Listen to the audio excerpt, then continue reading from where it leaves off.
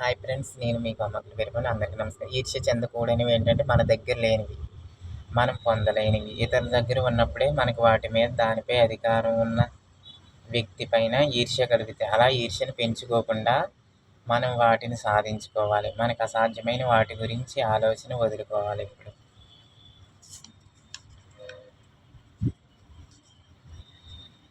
అయ్యో! ఇతరులకి ఎప్పుడు ధనం ఉందని, వాళ్ళకి చాలా ధనం ఉంది, బంగళాలున్నాయి, కార్లున్నాయి, బంగారం ఉంది, ఆస్తులున్నాయి, పొలాలున్నాయని మనం ఈర్ష్య చెందకూడదు.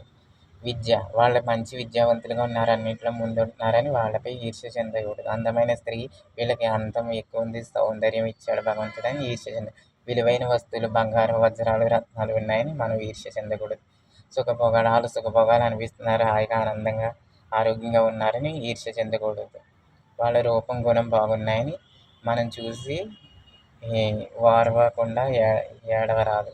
ఇటువంటి వాటిని చూసి ఈర్ష్య చెందడం వల్ల సుఖశాంతులను దూరం చేస్తుంది మనకి.